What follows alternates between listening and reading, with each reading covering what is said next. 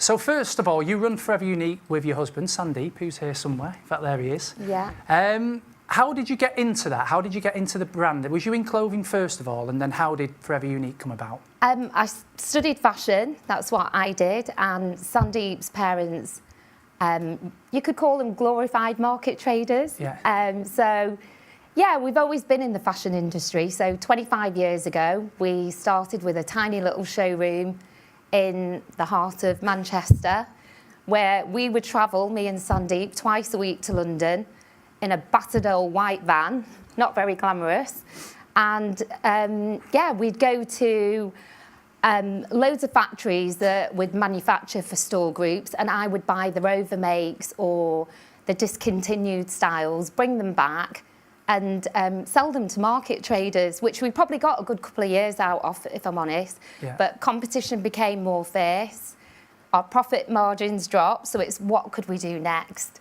So for me, the next thing was we went to Paris, heart of fashion, and we became a distributor for two brands that are in Selfridges now, Sandro and Marge. I don't know if you've heard of them.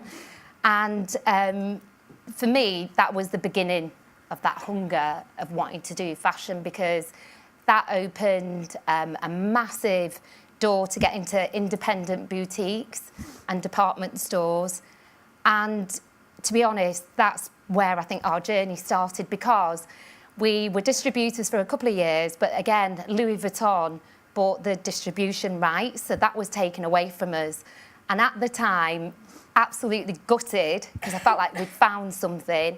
It was taken away, but really it was probably, for me, the best thing that ever happened, because it was at that point that I realised that my husband, I think he's the business brains, he had the determination. You're the looks. I'm the looks. I have that creative eye. But together, that's our force. That's where our partnership began. Yeah. And I, to this day, think that's the defining factor in the growth and success of Forever Unique, because we created something. We realised at that point, doesn't matter, we've lost it. We will create Forever Unique, and that was the birth of Forever Unique at that point. And so you set Forever Unique up, and then you had the early success. Was it Lucy Meck that used to work for you on Towie, and then you kind of sponsored Towie? Is that what raised the brand? We have the London showroom, so Lucy Meck used to work for me there, and she went into reality TV, and yeah, it was just a massive sort of window for the brand. It was like brand awareness. So that was the kickstart. And from there, we started going further afield, started manufacturing.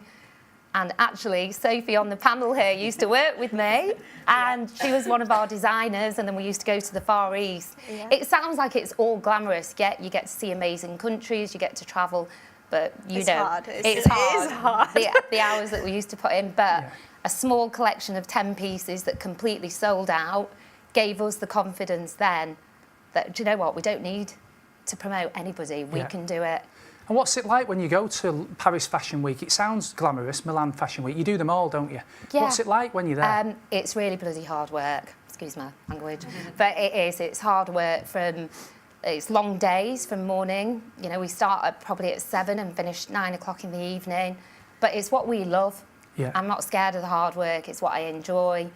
It's what I try and instill in all my team. I think if you're passionate and you love something, you just do it. Yeah.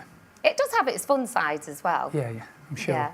So you got Forever Unique up to a level, it's fair to say, and we've got other people on the panel who are very similar, where you kind of got to a level where if you stayed at that level, you could have had quite a nice, easy life, less stress than I guess what you've got today. But you decided to go from sort of 5 or 10 employees and really gear it up with global distribution, as you just said earlier, and kind of really go for that next level. So how's it been since you did that? You know, how have you been since then? To be honest, you're right. We could have stayed at that level, but I haven't worked this hard to stay at that level. Yeah. Why would I just want to stop there? So from being cash and carry, the next step was to go sort of global, and we now have 10 offices around the world, which has been amazing. And they carry our signature collection, which is mainline, glamorous, occasional wear. But again, I didn't want to stop at that level. So currently where we are now is I would put my hands up and be dead honest. I don't feel that we moved with the times quick enough. This whole digital age wasn't my age. I didn't know nothing about it, but I've had to learn. Otherwise, I might as well just stay back there. Your son tells you plenty though, doesn't he? Neil. Yeah, my son tells me, Mum, you're doing it all wrong. And we had to learn it. And now we're heavily investing into a digital platform. Social media I've had to learn about. It's the way forward. You've got to move with the times. That's what my kids keep telling me. Yeah. So you're growing the brand, and the brand's growing nicely, and as you say, you're all over the world now, really. It's a global brand. Then you decide to add to that stress by bolting on the Housewives of Cheshire. Not Desperate Housewife, which I called you incorrectly for the first 12 months. But how did that come about? And how did it come about, first of all? So they approached me. The producers came from London. I was at a charity event, and I didn't actually realise, sat next to me with these two producers that completely knew everything about me, which really freaked me out, and just basically said that they're looking for inspirational, aspirational women.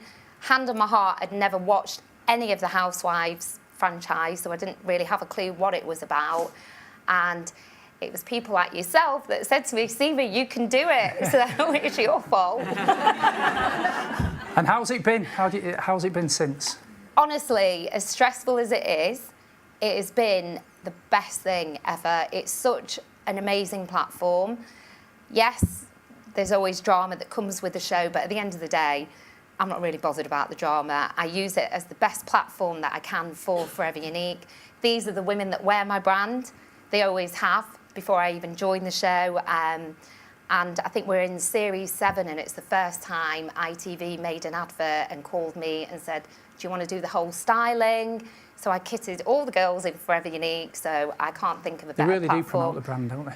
Massively. It's been a brilliant platform. It is hard, and I don't know how I do it, but I do have the amazing support of family and friends and everyone around us that just keep saying to me, you can do it. If you want it, you do it.